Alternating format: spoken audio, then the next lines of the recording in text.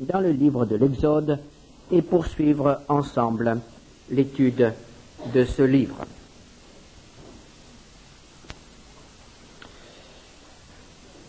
La 10e plaie va frapper maintenant tous les premiers-nés en Égypte. Ne seront épargnés que ceux qui ont pris au sérieux l'avertissement de Moïse et qui ont fait ce que Dieu lui a ordonné, c'est-à-dire qui ont tué cet agneau pascal, qui ont pris de son sang et qui ont placé ce sang à l'extérieur de leur maison, sur le fronteau et sur les 2 poteaux de la porte. Il fallait faire cela à temps, au bon moment. Il fallait le faire comme cela était prescrit, et il fallait être dans la maison avec la porte fermée. C'était les ordres de Dieu. Dieu qui donnait le moyen de salut. Ceux qui ne tenaient pas compte de ces ordres, ceux qui étaient en dehors ou qui étaient dans des maisons qui n'étaient pas sous le signe du sang, allaient mourir. Et c'est effectivement ce qui a eu lieu cette nuit-là. Dieu a envoyé l'ange exterminateur et il a fait frapper tous les premiers-nés du pays d'Égypte. Exode 12, versets 29 à 36. Au milieu de la nuit, l'Éternel frappa tous les premiers-nés dans le pays d'Égypte, depuis le premier-né de Pharaon, assis sur son trône, jusqu'au premier-né du captif dans sa prison, et jusqu'à tous les premiers-nés des animaux. Pharaon se leva de nuit, lui et tous ses serviteurs et tous les Égyptiens, et il y eut de grands cris en Égypte, car il n'y avait point de maison où il n'y eût un mort. Dans la nuit même, Pharaon appela Moïse et Aaron et leur dit : Levez-vous, sortez du milieu de mon peuple, vous et les enfants d'Israël, allez servir l'Éternel, comme vous l'avez dit. Prenez vos brebis et vos bœufs, comme vous l'avez dit, allez et bénissez-moi. Les Égyptiens pressaient le peuple et avaient hâte de le renvoyer du pays, car ils disaient : Nous périrons tous. Le peuple emporta sa pâte avant qu'elle fût levée. Ils enveloppèrent les pétrins dans leurs vêtements et les mirent sur leurs épaules. Les enfants d'Israël firent ce que Moïse avait dit, et ils demandèrent aux Égyptiens des vases d'argent, des vases d'or et des vêtements. L'Éternel fit trouver grâce au peuple, aux yeux des Égyptiens qui se rendirent à leur demande. Et ils dépouillèrent les Égyptiens. Cette fois-ci donc, la plaie vient à bout de la résistance de cet homme qui a défié Dieu, cet homme qui a dit : Qui est l'Éternel pour que je lui obéisse ? Et il doit lâcher prise. Il ne peut plus retenir Israël plus longtemps sous son joug. Dieu a finalement vaincu. Cet homme doit lâcher prise. Et voici donc la délivrance pour le peuple d'Israël. Pour tous ceux qui ont fait confiance, pour tous ceux qui ont cru que Moïse disait vraiment la parole de Dieu et qui ont eu confiance en l'efficacité de ce signe du sang qui devait être placé sur les portes. Voici maintenant le moment de la délivrance. Les Égyptiens viennent et en quelque sorte mettent les Hébreux à la porte. Ils disent : Partez, partez. Et pour que les inciter encore au départ, ils leur font des cadeaux. Ils leur donnent des objets de grande valeur, des vases d'or, des vases d'argent. On leur fait des cadeaux.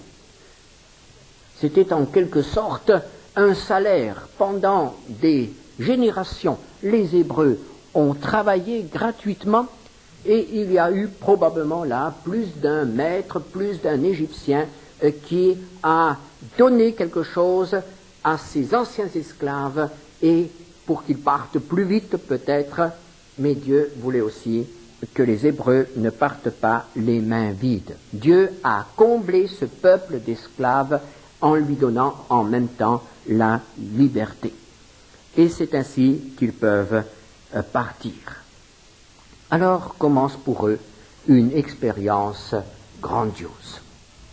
Ils ont été toute leur vie des esclaves.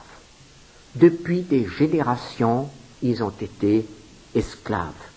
Et voici maintenant qu'ils sont libres. Quelque chose de tout à fait nouveau pour eux. Ils sont enfin libres. Ils ne savent pas ce qu'est la liberté. Ou tout au moins, ils savent ce qu'est la liberté chez les autres. Ils voient comment vivent les hommes libres autour d'eux, mais eux-mêmes ne savaient pas ce qu'était la liberté. Et ils vont maintenant avoir à apprendre à vivre une autre vie, à passer du statut d'esclave au statut d'homme libre, et surtout à vivre selon ce statut nouveau. C'est une nouvelle vie qui commence. Ils étaient esclaves, maintenant ils sont des hommes libres, ils sont des hommes à part entière. Ils deviennent ainsi le peuple de Dieu. Le peuple de ce Dieu qui les a rachetés. Et nous avons dit que l'Exode est l'illustration de la rédemption. Nous y trouvons là des images qui nous aident à comprendre ce qui s'est passé pour nous racheter, ce qu'est notre salut, ce que Dieu a fait. Dieu a fait quelque chose pour nous sauver. Nous le savons puisque Jésus est mort sur la croix. Et nous sommes sauvés par le sang de l'agneau de Dieu, comme nous l'avons vu la dernière fois. Et ce salut est tout d'abord un rachat. Nous changeons de statut.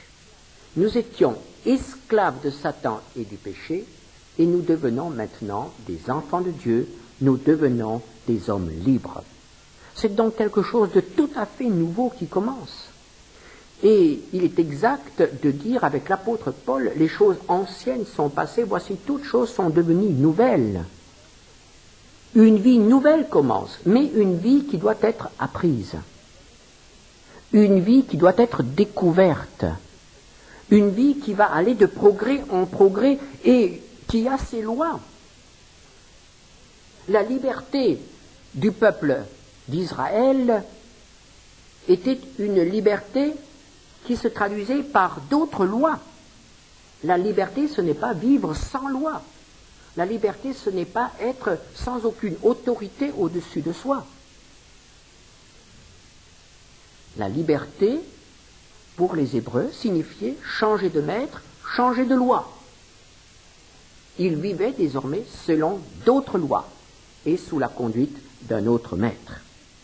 Et cette conduite, cette intervention de Dieu dans leur vie de tous les jours va se manifester d'une manière visible. Dans Exode 13, versets 17 à 22. Lorsque Pharaon laissa aller le peuple, Dieu ne le conduisit point par le chemin du pays des Philistins, quoique le plus proche. Car Dieu dit, le peuple pourrait se repentir en voyant la guerre et retourner en Égypte. Mais Dieu fit faire au peuple un détour par le chemin du désert vers la mer Rouge. Les enfants d'Israël montèrent en armes hors du pays d'Égypte. Moïse prit avec lui les os de Joseph, car Joseph avait fait jurer les fils d'Israël en disant « Dieu vous visitera et vous ferez remonter avec vous mes os loin d'ici. » Ils partirent de Sukkot et ils campèrent à Étam, à l'extrémité du désert. L'Éternel allait devant eux, le jour dans une colonne de nuée pour les guider dans leur chemin, et la nuit dans une colonne de feu pour les éclairer, afin qu'ils marchassent jour et nuit.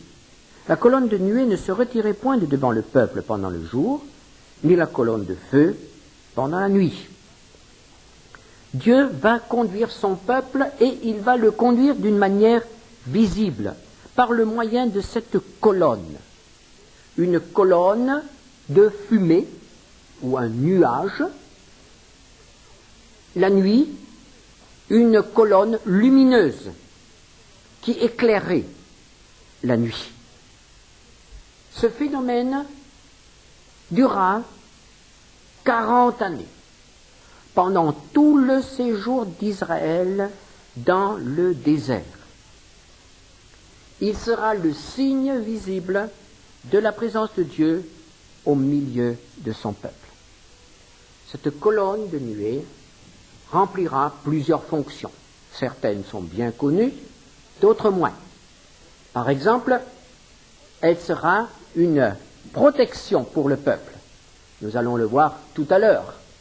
Mais une protection aussi pendant la longue marche, le long séjour dans le désert. Le Seigneur dira qu'il couvrait Israël de son ombre, de manière à ce que la chaleur du désert soit supportable pour ce peuple. À certains moments, la nuée couvrait, donnait de l'ombre à son peuple. Lorsqu'Israël marchait de nuit, la nuée servait de phare. Elle éclairait le chemin des enfants d'Israël. La nuée servait aussi à manifester d'une manière particulière la présence de l'Éternel. Alors à certaines occasions, cette nuée était très importante et à d'autres moments, lorsque, par exemple, Dieu voulait manifester sa réprobation, elle se retirait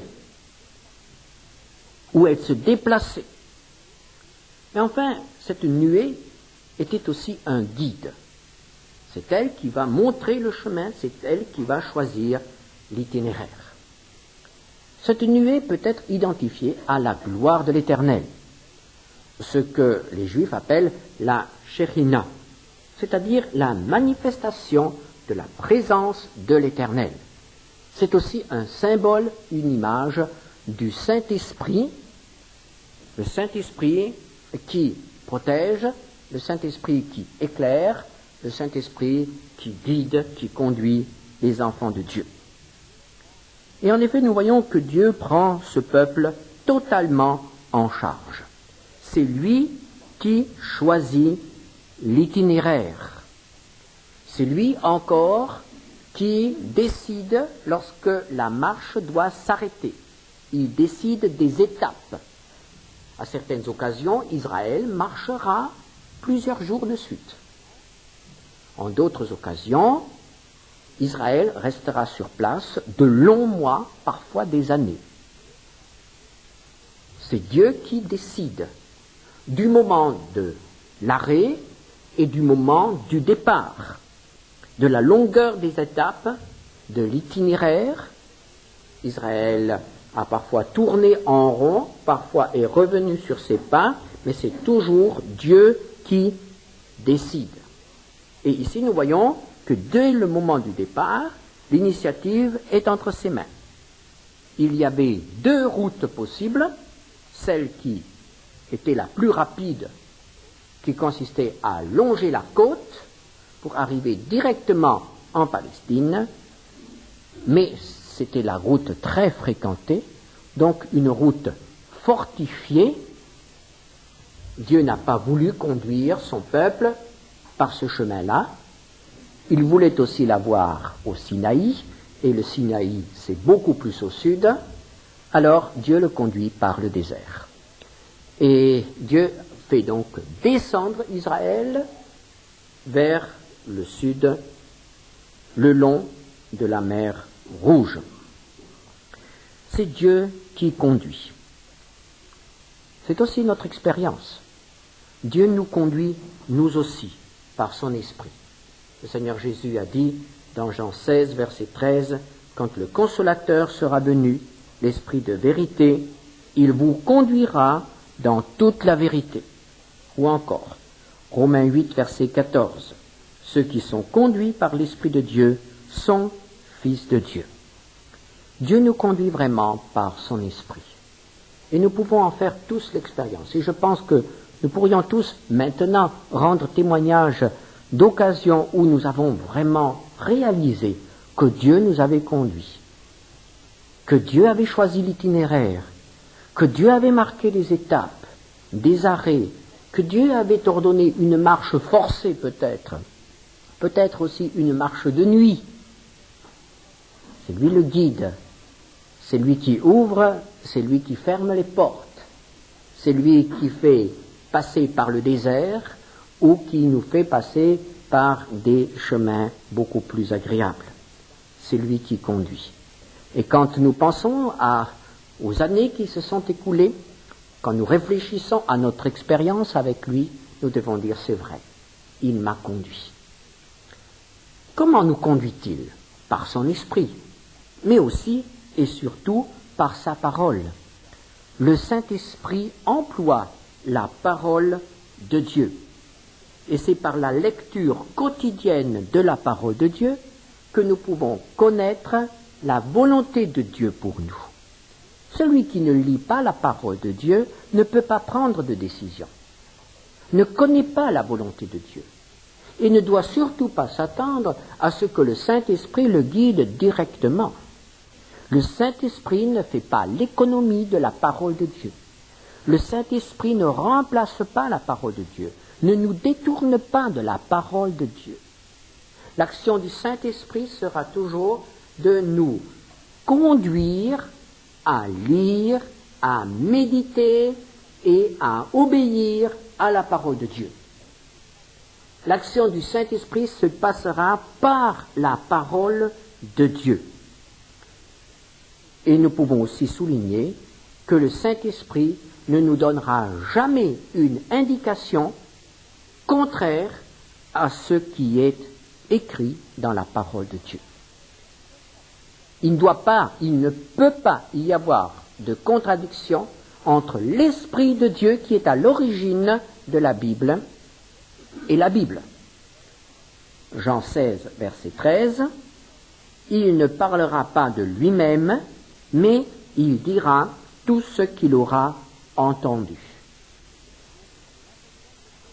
Si un jour vous avez l'impression que Dieu vous demande quelque chose qui est clairement interdit par sa parole, vous pouvez être certain que ce n'est pas Dieu qui vous le demande. Même si vous deviez entendre des voix, même si vous deviez voir certaines choses, même s'il y a une insistance particulière en vous, comme si c'était le Saint-Esprit qui vous demandait quelque chose, vous pouvez être assuré que si ce qui vous est demandé est contraire à la parole de Dieu, ce n'est pas Dieu qui vous le demande. Vous êtes aux prises avec le séducteur et vous devez vous en détourner. Le Saint-Esprit conduit toujours au moyen et en conformité avec la parole de Dieu. Alors, Dieu a conduit son peuple. Chapitre 14, verset 1er jusqu'au verset 12. L'Éternel parla à Moïse et dit: Parle aux enfants d'Israël, qu'ils se détournent et qu'ils campent devant Pi-Hahiroth, entre Migdol et la mer, vis-à-vis de Baal-Tséphon. C'est en face de ce lieu que vous camperez près de la mer. Pharaon dira des enfants d'Israël: Ils sont égarés dans le pays, le désert les enferme. J'endurcirai le cœur de Pharaon et il les poursuivra, mais Pharaon et toute son armée serviront à faire éclater ma gloire et les Égyptiens sauront que je suis l'Éternel. Et les enfants d'Israël firent ainsi. On annonça au roi d'Égypte que le peuple avait pris la fuite. Alors le cœur de Pharaon et celui de ses serviteurs furent changés à l'égard du peuple. Ils dirent: Qu'avons-nous fait en laissant aller Israël, dont nous n'aurons plus les services? Et Pharaon attela son char, et il prit son peuple avec lui. Il prit 600 chars d'élite, et tous les chars de l'Égypte. Il y avait sur tous des combattants.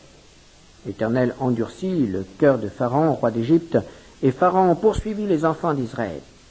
Les enfants d'Israël étaient sortis, la main levée.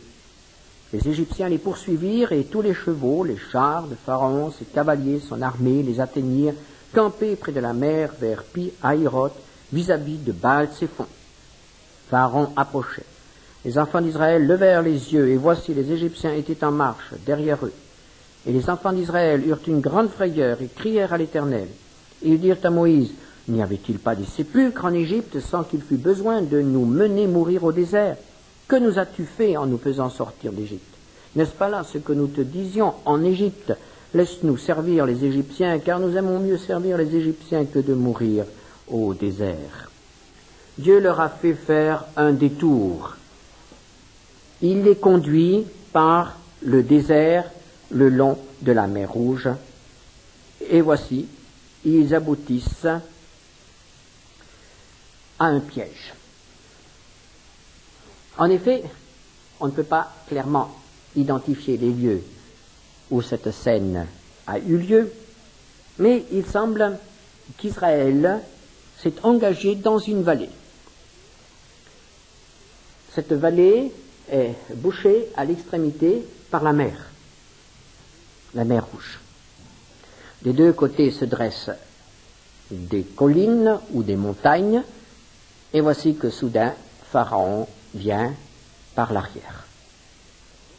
Donc, le retour est impossible, et devant eux, la mer, et ils n'ont pas évidemment l'idée qu'il pourrait y avoir un passage par la mer. Un piège. Et nous comprenons l'affolement d'Israël. C'est la fin, nous n'avons pas les moyens de nous défendre.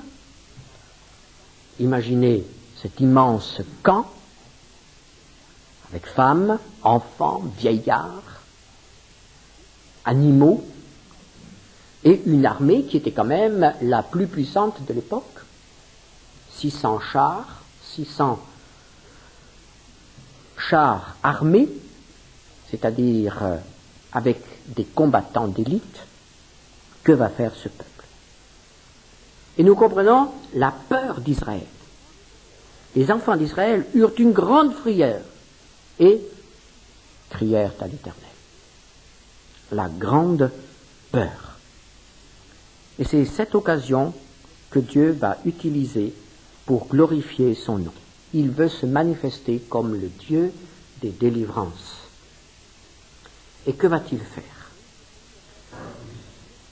Moïse répondit au peuple, « Ne craignez rien, restez en place, et regardez la délivrance que l'Éternel va vous accorder en ce jour.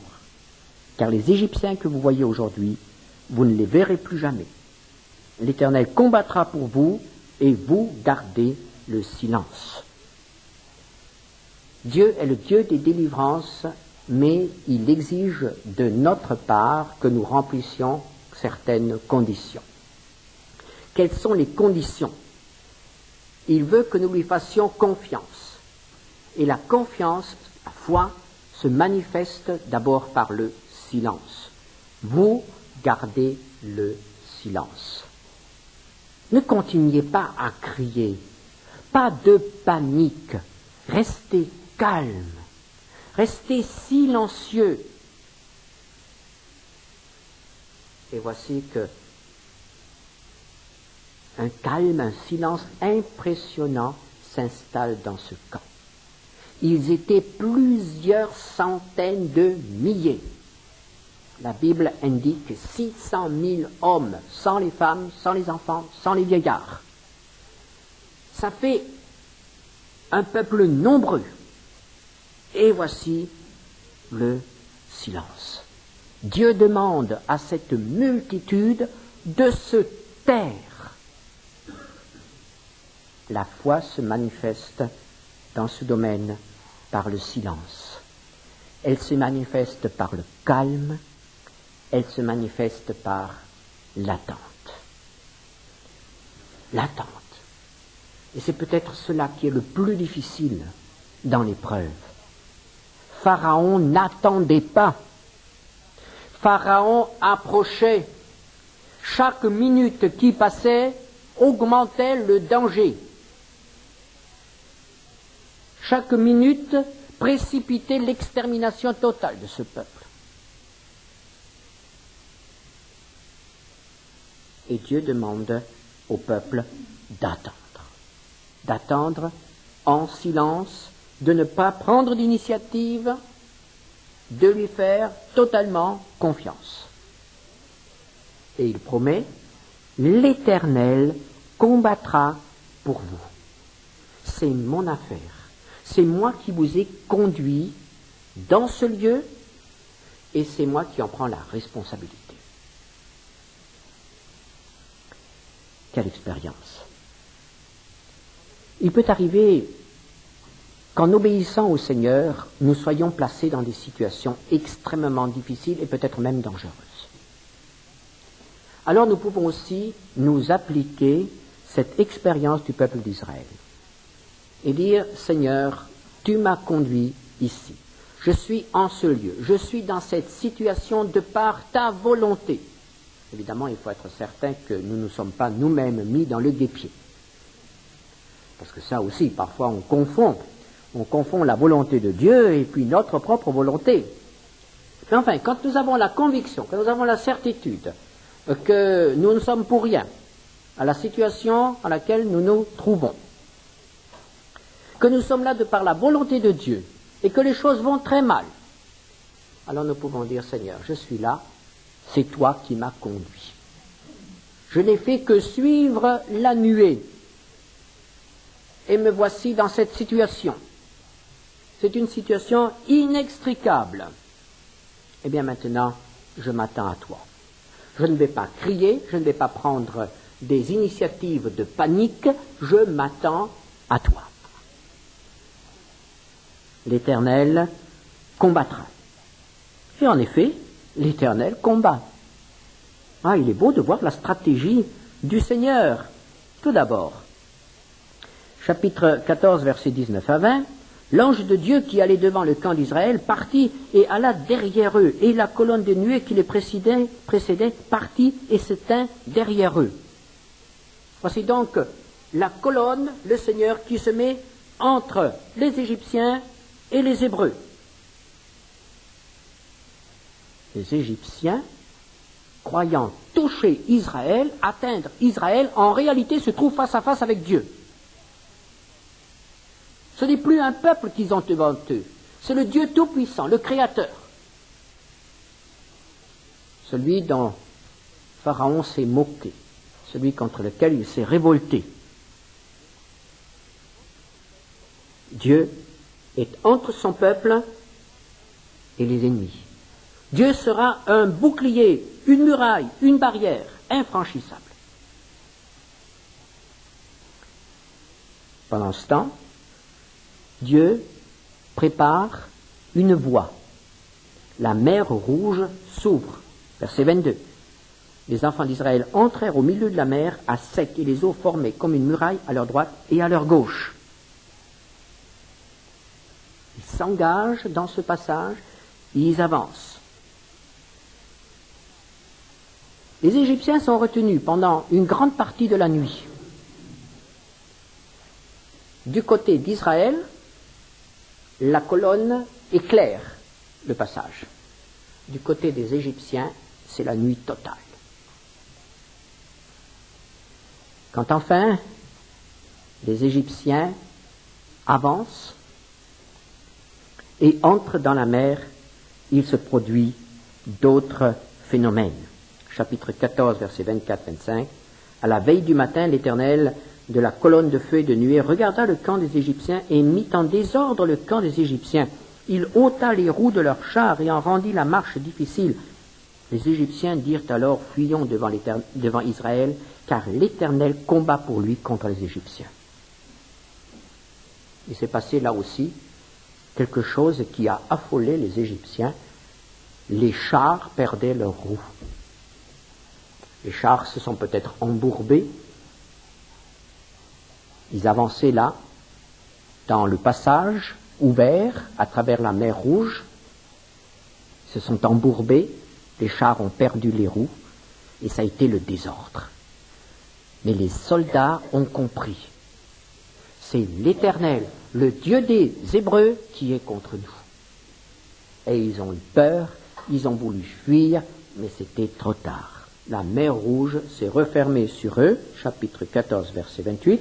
Les eaux revinrent et couvrirent les chars, les cavaliers et toute l'armée de Pharaon qui était entrée dans la mer après les enfants d'Israël, et il n'en échappa pas un seul. Et le lendemain matin, Israël a pu voir sur le rivage de la mer Rouge les corps de ses ennemis. Pharaon sera donc vaincu. Il avait jeté toutes ses forces dans cette bataille. Il les a toutes perdues. Il ne pourra plus rien contre Israël.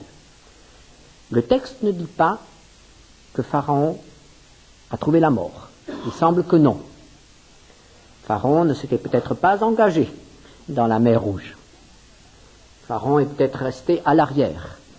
en tout cas tous ceux qui se sont engagés, sont morts. Et Pharaon n'a plus pu nuire à Israël. Israël était vraiment libre, Israël était en sécurité. Alors que représente cette expérience du peuple d'Israël dans notre vie? La rédemption est illustrée par le passage de la mer Rouge. L'agneau pascal, la colère de Dieu, frappe l'agneau pour préserver les Hébreux, les premiers-nés.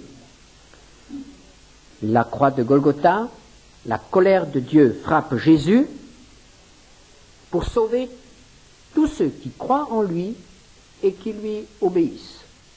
Ainsi, nous pouvons passer de la mort à la vie, de l'esclavage à la liberté. La conversion, c'est la part de l'homme, ce que l'homme doit faire. Israël devait faire certaines choses. Israël devait choisir l'agneau, Israël devait immoler l'agneau, Israël devait mettre le sang, Israël devait s'enfermer dans la maison. Nous devons faire quelque chose, nous l'avons vu, nous devons reconnaître que nous sommes pécheurs, nous devons reconnaître que Jésus est sauveur et fils de Dieu, et nous devons l'accepter. Ça, c'est la part de l'homme, c'est la conversion. La part de Dieu, après avoir donné le moyen du salut, Dieu applique le salut. Lorsque la conversion est sincère, lorsqu'elle nous touche au plus profond de notre être, elle permet à Dieu de nous adopter. Ça, c'est de nouveau l'œuvre de Dieu. C'est lui qui nous adopte. Et il nous fait changer de maître. Nous ne sommes plus esclaves de Satan, mais nous devenons ses serviteurs. Satan a perdu son pouvoir et ses droits sur nous. Et cela est très important. Colossiens 2, verset 15, il a dépouillé les dominations et les autorités et les a livrées publiquement en spectacle en triomphant d'elles par la croix. Satan doit lâcher prise, il ne peut pas nous garder plus longtemps esclaves, il doit lâcher prise, il a été vaincu sur la croix. Il doit renoncer à ses droits de propriété sur nous. Et c'est la raison pour laquelle Jésus nous dit, dans Jean 8, verset 36, « Si le Fils vous affranchit, vous êtes réellement libre. » C'est une vie nouvelle qui commence pour nous. Et nous devons apprendre à la vivre. Pharaon ne pouvait plus faire peur à Israël de l'autre côté de la mer Rouge. Et de même, Satan n'a plus de droit sur quelqu'un qui appartient réellement au Seigneur Jésus, qui a réellement fait l'expérience de la régénération, de l'adoption. Satan n'a plus le droit de nous asservir, mais il va continuer à nous faire croire qu'il a des droits sur nous. Il va continuer à nous intimider. Mais nous avons vu ce que Dieu a fait. Il a dit à Israël, gardez le silence, je combattrai pour vous. Nous ne sommes pas assez forts pour combattre nous-mêmes contre Satan. Ne soyons pas téméraires pour lutter contre Satan, pour défier Satan ou ses démons. C'est Dieu qui peut vaincre Satan. C'est Dieu qui se met entre Satan et nous. Ne croyons pas Satan qu'il nous oblige, qu'il peut nous obliger à faire telle ou telle chose. Certains diront, la tentation était trop forte. C'est trop fort pour moi. Je ne peux pas résister à la tentation. C'est un mensonge. C'est un mensonge de Pharaon qui veut nous faire reprendre du service dans son pays. Il veut de nouveau nous asservir. Satan n'a plus de droit sur nous. Nous sommes des hommes libres. Nous appartenons au Seigneur Jésus-Christ. Et nous pouvons vivre totalement cette liberté et l'appliquer dans tous les domaines de notre vie. Et si nous réalisons que dans certains domaines, nous avons encore des problèmes, nous pouvons venir au Seigneur et lui dire, tu vois Seigneur, Satan a encore là des moyens d'action, il m'intimide encore, il m'attaque encore dans ces domaines. Eh bien Seigneur, c'est ton affaire, c'est ton affaire.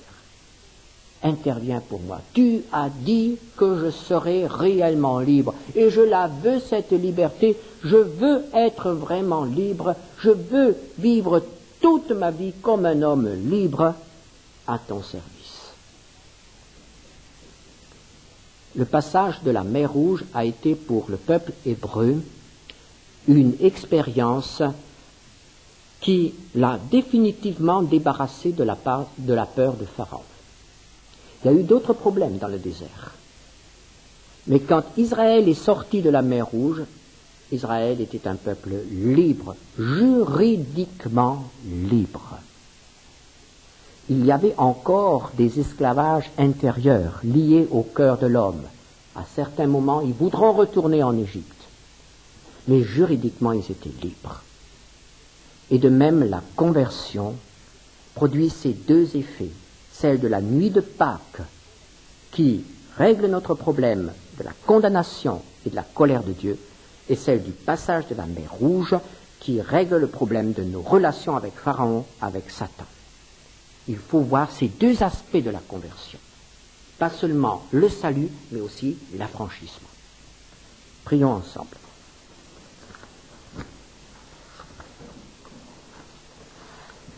Seigneur notre Dieu, nous te rendons grâce parce que tu nous as donné la liberté, la glorieuse liberté des enfants de Dieu. Seigneur, tu veux que nous en vivions pleinement. Et s'il y a dans notre cœur, dans notre vie encore certains esclavages, des droits que nous donnons à Satan, que nous lui concédons, Seigneur notre Dieu, montre-le, afin que nous fassions l'expérience de l'affranchissement total. Amen.